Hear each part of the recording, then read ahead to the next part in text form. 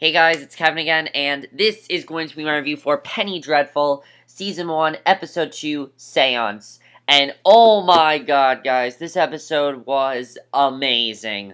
I mean, it really was. I loved last week's episode. I loved the premiere of this episode, and I was really looking forward to this episode. By the way, if it looks lighter, that's because I just watched the episode early, but I'm not putting this episode up till after it airs because I don't want to spoil it for anyone, but at the same time, I want to review. The reason I'm putting it up, I watched it early, is because I review Game of Thrones immediately after it airs, so that's why. But like I said, with this episode, I really loved this episode. I thought everything, they really stepped it up in this episode. They stepped up the creepy factor in this episode. Holy shit, one scene creeped me out. I was so creeped out by one scene. They stepped out the violence in this episode, the characters, the acting, they stepped up everything in this episode, and I thought that was great. And I'm really looking forward to the next episode, because I love where this is going. I think it's fantastic. So, let's just get to this episode, because I loved it. And definitely Seance was a perfect title, because I think we'll all look back at this episode as the Seance Possession episode. So, let's just get to it. So the episode opens with we see a jittery prostitute. She's sitting nervously on a park bench. She's eating an apple on a foggy night. She reads a crumpled newspaper about the return of Jack the Ripper, because, you know, they all thought that Jack the Ripper was gone, but possibly there is a return of Jack the Ripper. So she's startled by a man lighting the gas lights, but then something darker and more sinister approaches. She sits paralyzed by fear, screams horrifically. She is dismembered. Her arm is strewn on the ground, clutching the apple. So that was a great way to start the episode. I thought it was really intense, and you know what? If they keep doing these really creepy ways to start the episode, it's going to be an amazing show. So, Ethan wakes up on the street. He has a bloody hand, and he's in pain. So, my question is he involved in these murders? He could be. I don't really know, but I think he could be. He rises and finds the nearby inn on the dock. He heads straight to the bar and immediately asks for whiskey. So he meets this prostitute named Brona Croft. We're introduced to the first of two new characters in this episode. We meet two new characters in this episode. The first one we meet is Brona Croft, who is played by Billie Piper, who, yes, she was in Doctor Who, and yes, she is extremely attractive. So they definitely picked the right girl. Basically, she says they don't get many of his type in the inn, meaning Americans. She says she lives there, and has been in London for a couple of years. He says he used to be an actor, but he's getting out of the business, and she complains that machines have taken away most of the factory work she used to do. So now she does things that machines can't do to support herself. She coughs, likely from consumption. She introduces herself, and she says her name means sadness in Gaelic. That's what it means. So Victor Frankenstein arrives at Malcolm's residence. Victor Frankenstein's arrival at Malcolm Murray's residence is announced. Malcolm tells Vanessa that to unbutton the top of her blouse. The group descends to the basement where the dead creature covered in hieroglyphics lies. And Vanessa says that the dumb beetle have eaten the rest of the skin off. So Vanessa notices a book of poetry in Frankenstein's bag. She then quotes Wordsworth, and Victor repeats the phrase, "Have I not reason to lament what men has made of men," which is from a Wordsworth poem, which I think is kind of interesting. He then takes a blood and then basically, I'll talk a little bit more about that when we get to his plot, but Brona then enters a large, elegant apartment to meet her next client, who is a young, handsome man who introduces himself as Dorian Gray. Yes, that is our second new character, who, by the way, is played by Reeve Carney, if you guys remember last year I reviewed Spider-Man Turn Off the Dark, well, he was the main Peter Parker in Spider-Man, so, yeah, in Spider-Man Turn Off the Dark, he did that, and now he's doing this, so I'm glad he's actually doing something, because now more people know about him, and I think he is a pretty good actor, and I think he definitely does a good job in this. Basically, his story, I looked up his story, he's basically a character that magically remains young. He has sold his soul for youth, but has a portrait showing his true age and condition. So, no matter what happens to him, he just stays young. So, that's basically what he does, and I thought that was kind of interesting. So, Malcolm meets with Inspector Goldsworthy, who is investigating the Spitalfield murders, where the woman and daughter were viciously mutilated. Malcolm offers his help. Goldsworthy indicates that the person took an arm and some internal organs. They're trying to figure out what happened here, because they know it was probably Jack the Ripper, but they don't really know what happened. He says he has 100 suspects and none. They were not drained of blood. And Goldsworthy says it's not likely the Ripper, as he only did horse. Malcom says they need to change their tactics. They're hunting a man, and that they should start hunting a beast. And then we see Dorian Gray. He's hired a photographer to take pictures of Brona. She's coughing up blood. He asks her to, and then he asks her to take off her corset. He asks if it's consumption. She nods yes. Dorian is oddly attracted to her. I thought this was actually kind of creepy. What I like about the show is the sex scenes in the show and, like, the love stuff in the show. It's actually pretty creepy, which I do like, because if it wasn't creepy, I don't think it would work, but she then disrobes, she seduces him, he asks her what it feels like to be dying, he asks her if she feels pain, she asks if he does, they start to have sex and everything, she scratches his back, drawing blood, and then, she ends up coughing blood on him, which is, kind of sad. You gotta feel bad for her character, because she is dying, so it's gonna be interesting to see what happens with her character, but I thought this was a very surprising scene. They had a very, big sex scene there. I was not expecting that at all, but I thought that was definitely interesting. Ethan then receives a bank and receives a cable. It's a message from his father indicating that his problems have been fixed. The marshal's paid. He wants Ethan to stop his foolishness and return home. What does this mean? I personally don't know. I'm thinking we're going to see his father eventually, but I don't know what that means. So Malcom and Vanessa arrive at Lyle's party. It's a bit of a fictitious affair. Vanessa sees Dorian Gray, and they connect instantly. Dorian approaches her, starts a connection. Dorian says it was a random invitation, to which he says he never says no. He says that she is skeptical and too seriously for the rest of the group. She's the only woman that's not wearing gloves. Her hand wants to touch her head, her head wants to touch her, but her head wants to appease. She was thinking that this was going to be a boring evening, but now is not so sure. It seems like they might start possibly something with, Dorian and Vanessa. That's where it seems like maybe they're going with this. I don't really know. We'll have to see. But here is where the episode just gets really, really creepy and awesome, and this is why it's called Seance.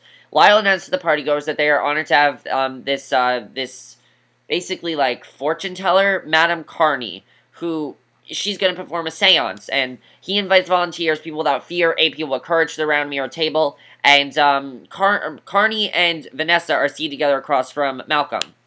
Madame Carney begins the ceremony. She's conducted by candlelight. She ushers them back in time to when the spirits walk and invites the dead to come to her. And this is really creepy. She's then possessed by someone who claims to speak from the dead. Honestly, this felt like The Exorcist to me. I haven't seen all of The Exorcist. All I know is that it's like the scariest movie of all time. And this felt like The Exorcist to me. It really was that creepy.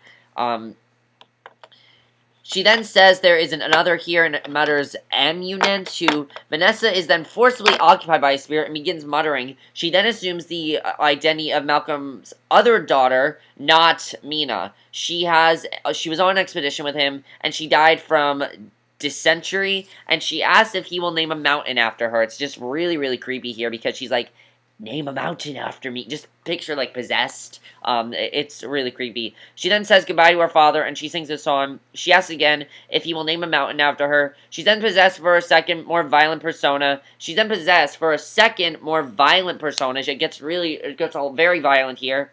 Then she says, Father, Mina's waiting, and she's crawling on the table. Vanessa saw Murray having sex with someone. And, basically, she saw Malcom having sex with someone. His daughter, Mina, screams desperately for help. She's still alive, but captured by the creature with long teeth. The partygoers scream and feel. Vanessa runs out of the party into the rain, so she's no longer possessed. I wasn't sure if Vanessa was going to stay possessed or not, but she ended up not. Instead, she meets a strange man, seduces him into the alley, and Dorian Gray watches this. Dorian Gray follows her, watches her sexual performance with the man, and, yeah. So yeah, that was definitely a very intense scene, and that was definitely really, really crazy, and I really enjoyed that. So, Malcom, what I really loved about that scene was that it was the first scene that, as I said, genuinely creeped me out on this show, which I love.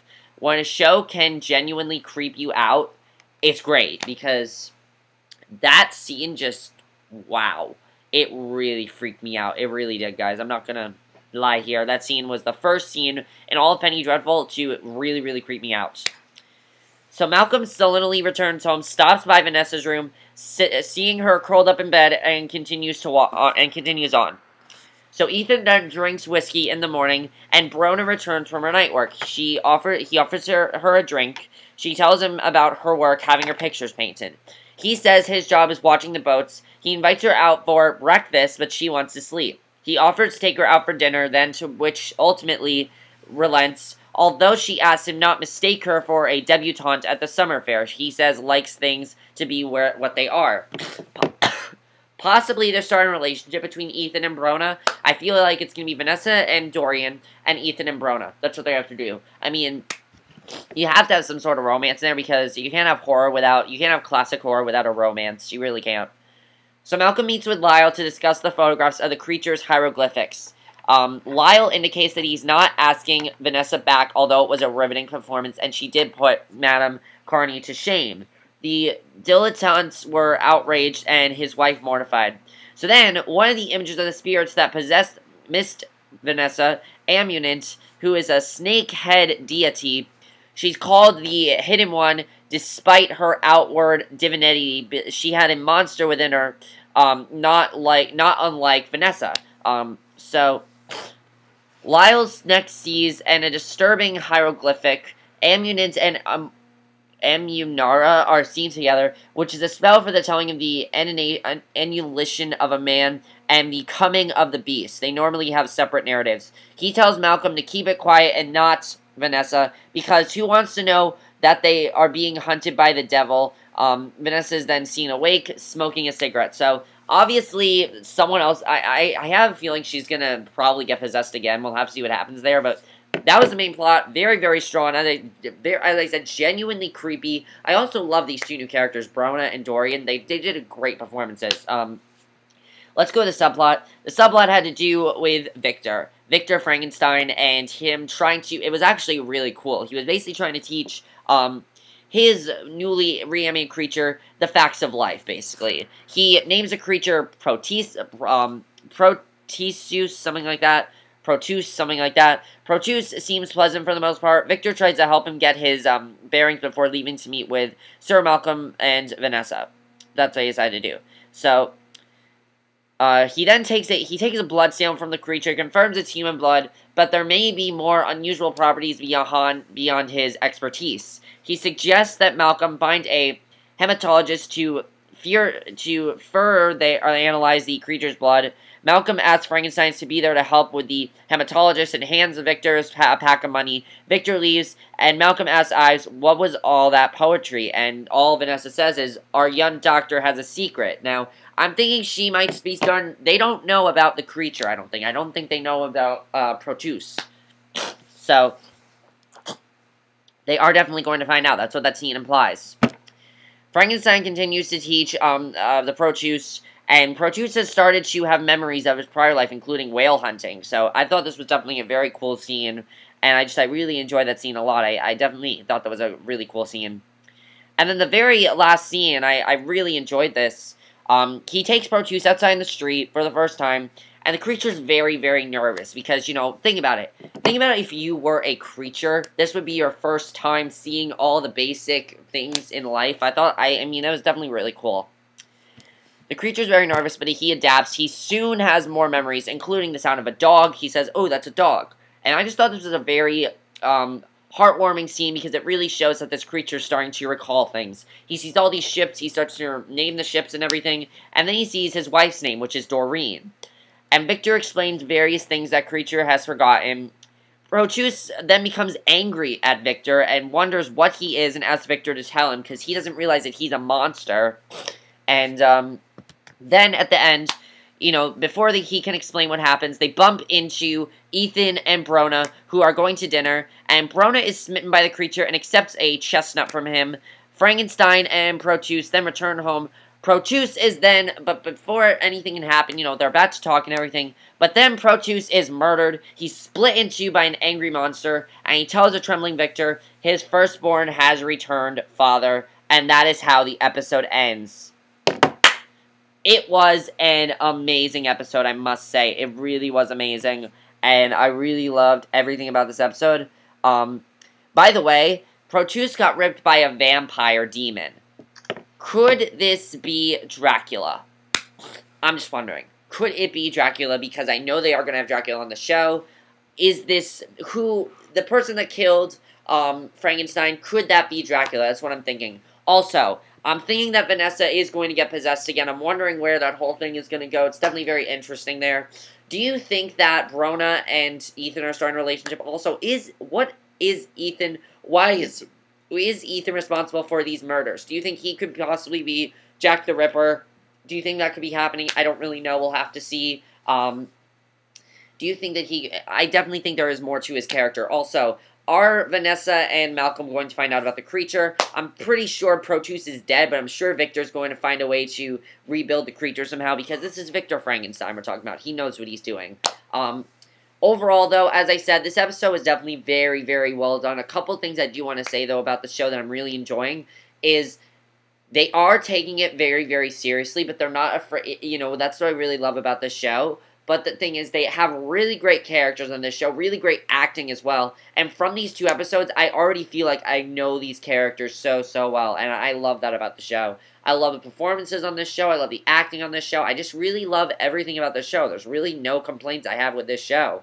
I have no complaints on anything about this episode because I thought it was an amazing episode. And definitely, I heard the first episode got really big ratings. I'm sure this one will also get really big ratings. I'm definitely looking forward to seeing what the ratings are. And you know what's really cool? Even though Showtime puts these episodes up before they come out, like I watched this one, they still, even though they do that, they still get a lot of viewers. And that is really awesome. It really shows you have a great show and a great concept when that happens. And I love that about the show. I think the show can end up being as big as, I think the show's probably going to end up as being as big as Dexter. I think that's what they're trying to make it like the next big Dexter, because I think the show just has the potential to be that good. It really does. It has great performances, and the performances from Brona and Dorian are definitely very strong. I'm interested in seeing where their characters are going, because I'm really into their characters now. I like seeing them in this episode, and they fit really well with the rest of the cast. But let me know what you guys saw of this episode. Again, do you think that vampire monster could be Dracula? That's been my review. Hope you enjoyed, and I'll see you guys in my next video, which will be my review for Turn. My review for Turn. So I will see you guys for that. Bye.